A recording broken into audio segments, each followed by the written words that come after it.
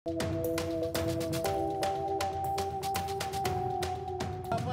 meresahkan para penagih hutang atau debt collector di Jalan Ciaeme hingga Gado Bangkong berakhir setelah berurusan dengan tim patroli Sabara Polres Cimahi.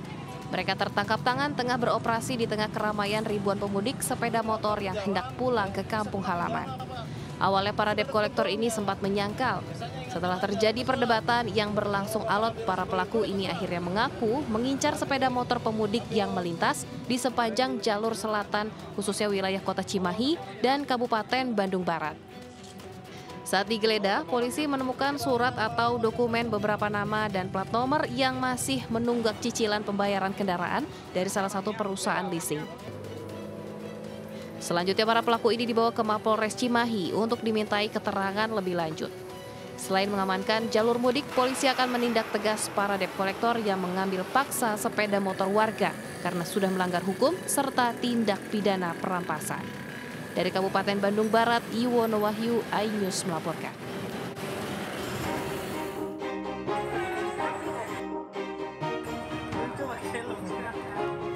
Demi mudik ke kampung halaman, para orang tua rela membawa anak-anak balita mereka bahkan berpanas-panasan naik kendaraan roda 2. Akibatnya banyak anak yang rewel, menangis hingga tersesat di tengah kerumunan ratusan pemudik lainnya.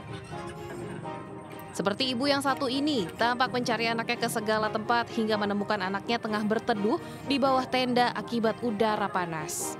Antrian ini terjadi di kantong parkir Pelabuhan Ciwandan sebelum masuk ke dalam kapal feri untuk menyeberang. Untuk kondisi anak-anak sih dari semalam udah stabil ya, udah kasih vitamin. Jadi sekarang masih segar bugar lah gitu. Jadi persiapan jauh-jauh hari udah kita siapin. Pas hari hanya begini kita udah fit. Sebelum melakukan perjalanan mudik bersama anak, hendaknya para orang tua memperhatikan beberapa hal. Mulai dari kondisi sang anak harus dalam keadaan sehat dan perhatikan hal pendukung lainnya seperti cuaca panas. Dari Cilegon, Banten, Iskandar Nasution, iNews melaporkan.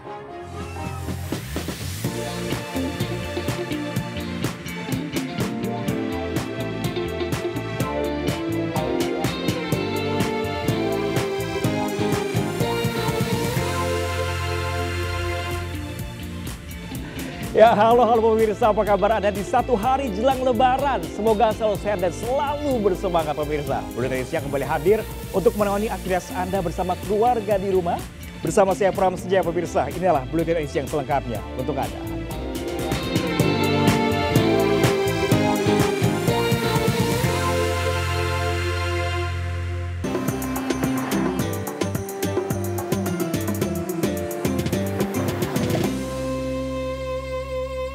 Ya, pemirsa, keluarga Setiawan Budi Dharma terkejut saat melihat tayangan televisi bahwa nama dan alamat rumahnya merupakan keluarga korban kecelakaan di Tol Japek kilometer 58. Tidak hanya itu, Kurniawan juga didatangi sejumlah polisi karena namanya dipakai korban kecelakaan.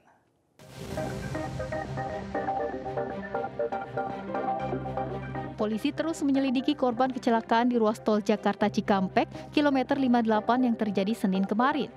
Salah satunya korban bernama Yanti Setiawan Budi Dharma yang tewas dalam insiden tersebut. Rumah korban yang beralamat di kawasan Utan Kayu Utara Matraman, Jakarta Timur sempat didatangi polisi untuk menanyakan perihal kecelakaan.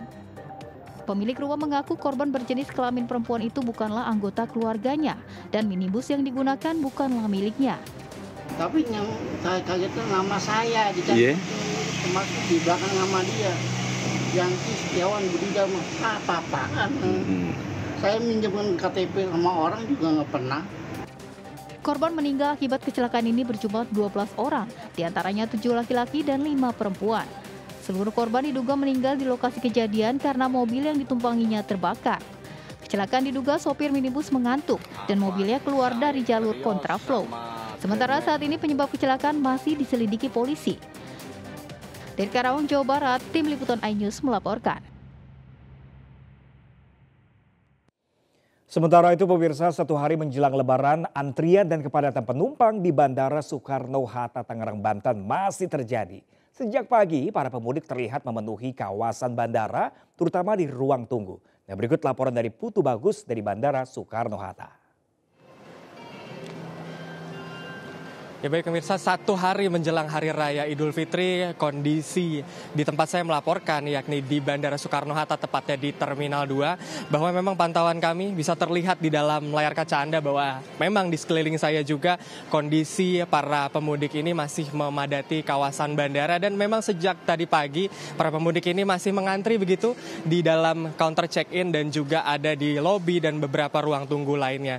Dan tercatat per hari Selasa yakni 9 April 2024 sebanyak 487 penerbangan keberangkatan dengan total 71.000 penumpang yang diberangkatkan dari Bandara Soekarno-Hatta. Dihimbau bagi para pemudik yang ingin melaksanakan perjalanan khususnya menggunakan transportasi udara, dihimbau untuk 1 hingga 2 jam sebelum datang ke bandara agar menghindari keterlambatan dan demi kenyamanan bersama.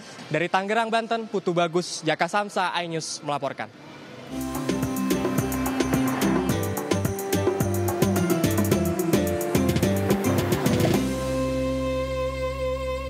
Dan pemirsa, bagi Anda para pemudik yang memiliki info penting dalam perjalanan mudik bisa berbagi informasi di Radio Trijaya dengan nomor di bawah ini pemirsa.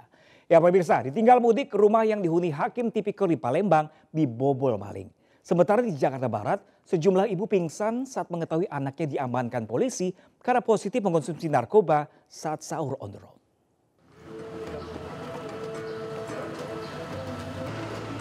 Polisi melakukan olah TKP di rumah yang dihuni oleh keluarga seorang hakim tipikor di Jalan Sukawinata, Sukajaya, Sukarami, Palembang.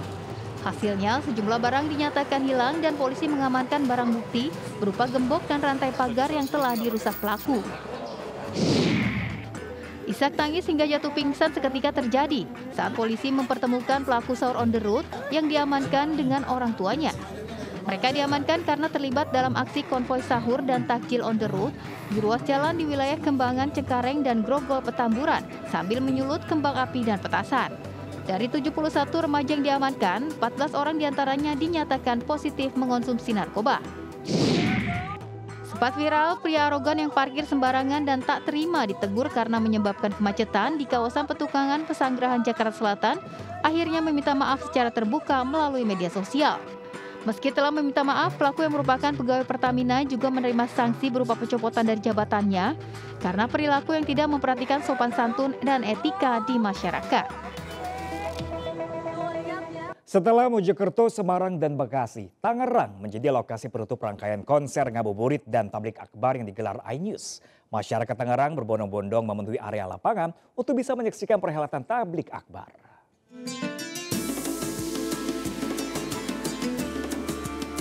Tablik akbar keempat digelar di Taman Elektrik Tangerang dengan dimeriahkan tausiah, tilawah berjamaah, dan penampilan band ternama. Demo masak yang dipandu langsung oleh Chef Jerry MCI Season 7 juga ikut menjadi rangkaian dalam tablik akbar bersama Sasa Santan Omega 3, Pilih yang ada hatinya, dan Sasa Tepung Bumbu viral bervitamin dan bermineral. Booth Sasa juga terlihat meramaikan acara ini dengan menjual beragam produknya seperti santan kelapa yang mengandung Omega 3 dan bermacam-macam tepung Sasa. Sesuai dengan visi Peta Sasa Inti, kami ingin menyehatkan Indonesia. Produk unggulan dari Peta Sasa Inti di bulan ini adalah Sasa Santan Omega 3 dengan tepung bumbu bervitamin dan bermineral. Acaranya bagus sih, terus kita bisa ngelihat lebih dekat juga ke panggung. Aku mau mau beli minum cendol di stand ya Sasa. Ribuan penonton antusias menyaksikan konser ngabuburit dan tablik akbar yang bertemakan nikmatnya Ramadan. Dari Jakarta, Nisa Sahib, Irian Syah Wahyudi, iNews melaporkan. Ya pemirsa, sebanyak 3.500 orang di wilayah Jabodetabek mengikuti mudik gratis bertemakan Mudik Persatuan dan Kebersamaan 2024 yang diselenggarakan untuk kesekian kalinya oleh salah satu perusahaan swasta nasional terbesar di Indonesia. Mudik gratis dengan transportasi bus ini bertujuan ke kota Solo, Yogyakarta, Semarang, Surabaya, dan juga Lampung. PT Temposcan kembali menggelar mudik gratis bagi mitra usaha dan masyarakat wilayah Jabodetabek yang bertempat di Gor Sumantri Brojonegoro, Jakarta Selatan.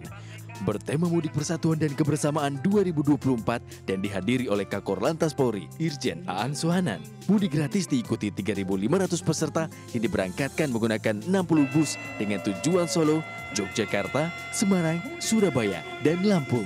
Mudik gratis yang kembali digelar usai pandemi ini merupakan bentuk apresiasi bagi mitra usaha PT Temposcan. Sekitar 3.500 warga dan juga mitra kerja daripada Temposcan yang akan mudik. Jadi bersama dan juga yang saya harapkan insya Allah mereka bisa kumpul, berbahagia dengan keluarga dan juga selamat di perjalanan. Peserta mudik gratis juga mendapatkan beragam hadiah menarik dan produk-produk terbaik dari PT Temposcan Group. Dari Jakarta, Stephen Patinama, iNews melaporkan. Selamat Lebaran, hari kemenangan, mari kita saling bermaafan. Oh, beragam Lebaran, ragam sukacita, penuh syukur atas nikmatnya dan atas karunia-Nya.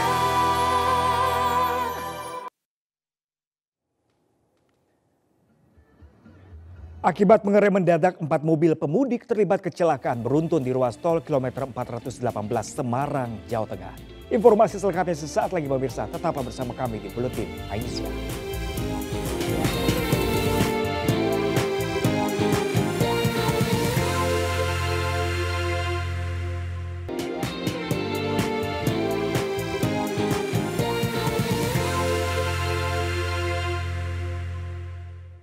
Ya, pemirsa, 4 mobil pemudik terlibat kecelakaan beruntun di ruas tol kilometer 418 Semarang, Jawa Tengah. Sementara seekor ular sanca menyelinap ke dalam mesin di Kabupaten Bogor, Jawa Barat. Dan 2 informasi ini kami rangkum dalam Indonesia 24 jam.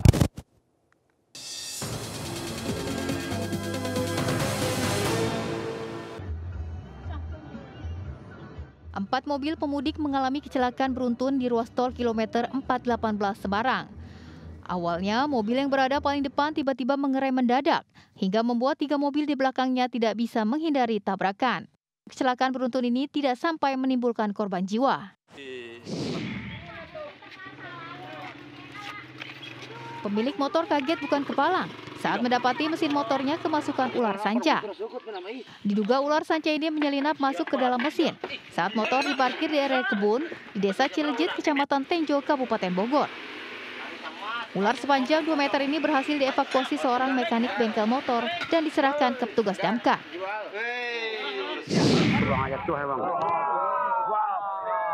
Detik-detik amblesnya jalan penghubung 2 kelurahan di Padang Panjang terekam kamera ponsel warga. Diduga jalan ambles sedalam 6 meter karena kondisi tanah labil akibat tergerus air sungai bercampur lahar dingin Gunung Merapi.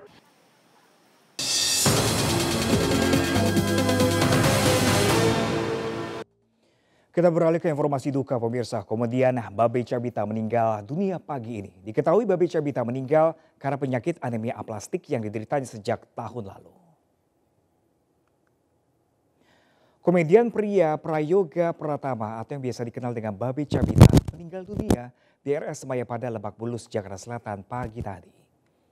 Diketahui Babe Cabita meninggal karena penyakit langka, yaitu anemia aplastik yang dideritanya sejak tahun lalu.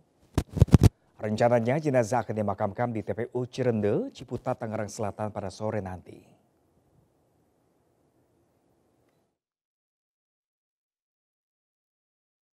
Dan pemirsa, informasi tadi sekaligus menjadi akhir jumpa kita hari ini. Mari ulurkan tangan Anda untuk berbagi kebaikan kepada sesama bersama MNC Peduli melalui nomor rekening di bawah ini atau dengan scan kris berikut melalui aplikasi uang digital Anda.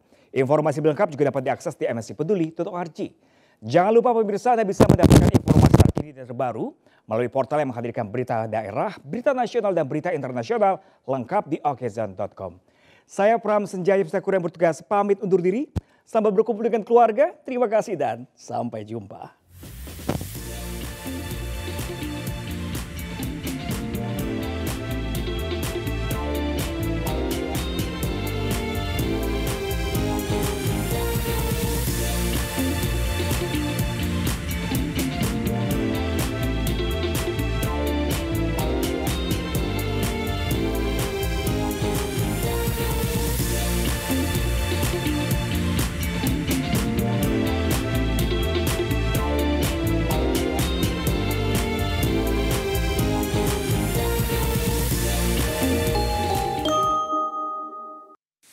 Jakarta.